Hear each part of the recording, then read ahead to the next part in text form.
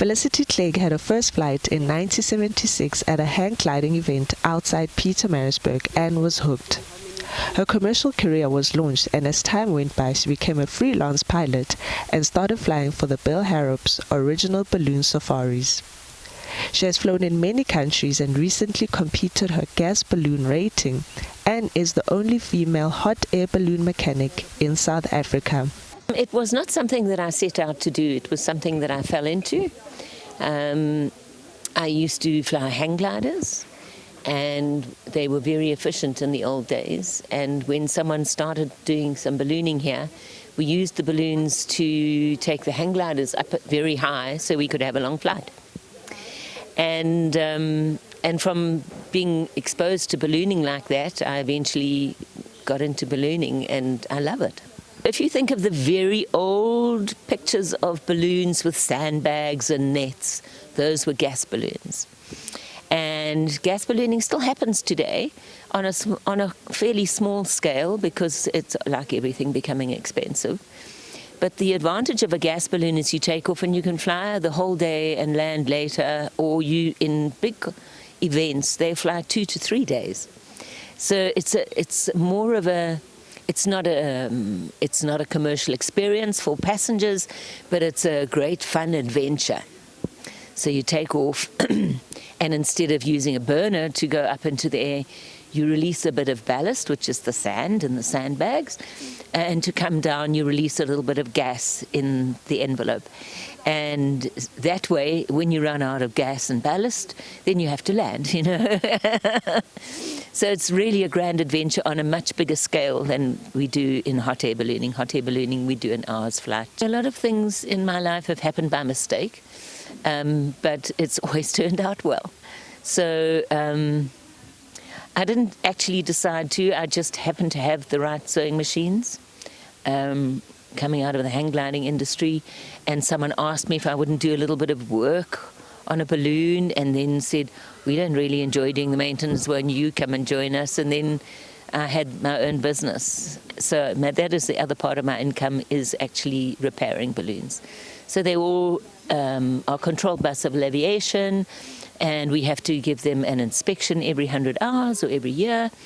And then if anything should happen to a balloon, like get torn on a bush or whatever, we then fix it. For many years, she says the sport was out of reach of majority of South African and was seen as a rich man's sport. Today, only a handful of women have their pilot licensing. However, she hopes people see her achievement, and this career is for both genders.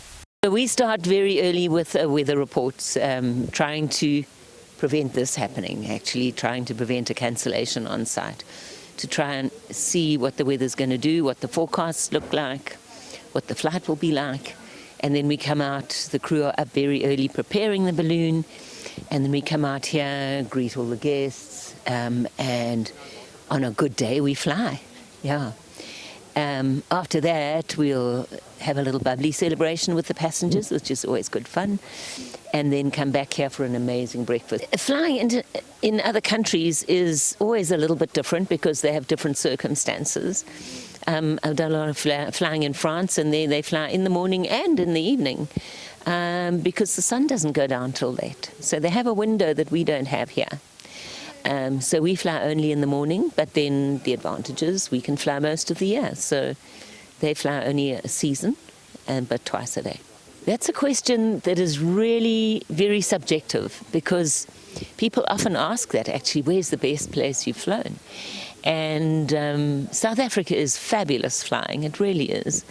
And I've been lucky enough to fly over game parks and do all sorts of things like that. So when I go to France and fly there and say to them, this is like the best place I've ever flown, they say, what? But you fly over animals. But for us, it is so enchanting to fly over a forest, and there's a little opening, and there's a little fairy castle, you know, just a Disney fairy castle. For that, it's so exotic. So it's very, very subjective.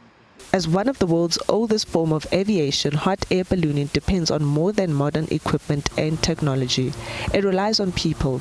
Without dedicated, well-trained pilots, the future of ballooning simply cannot continue. To keep ballooning alive, Bill Harrop's original balloon safaris offers training to the next generation of hot air balloon pilots. Bill Harrop's original balloon safaris, in conjunction with LP Aviation, started a training program where we found that the pilots, balloon pilots in South Africa and worldwide, there was a shortage. So we started a training program, and over the past 3 years now, Bill Harrop's has trained, I think, 11 new pilots, some from Kenya, some from Namibia, and some local.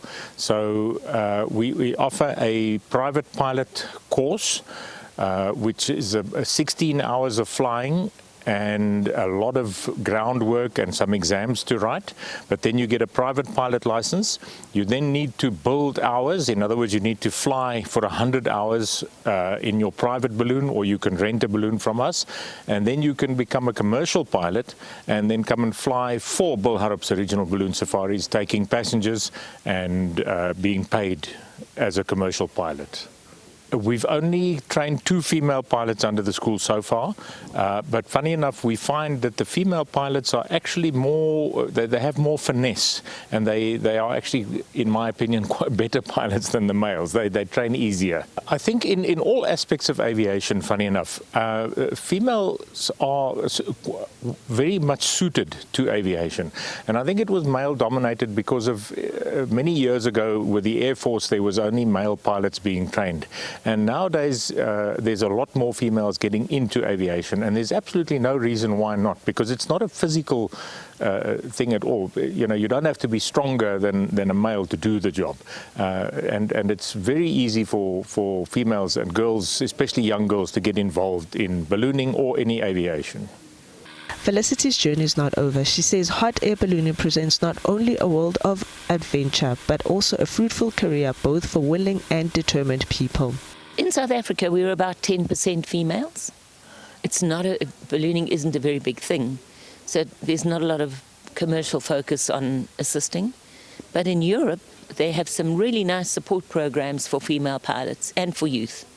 So they do youth camps or ladies camps, and they financially support the training. So that helps a lot. But to motivate that in a sort of small niche, unknown thing is quite difficult, you know. We need to find the people who will sponsor it and support it. Come and see us, come and see what it's all about. I think if you're going to go into something like ballooning, you must at least have experienced it to understand what it's about. So come and see us, and then we have a school attached to the business here, and we can teach you. And I'm always happy to support young and female people and help them along. While she loves competing in hot air balloon competition, the next step in her journey and along the way, she hopes to encourage young people, especially women, to take up the sports. For Morning Live, I am Tapelo Moela.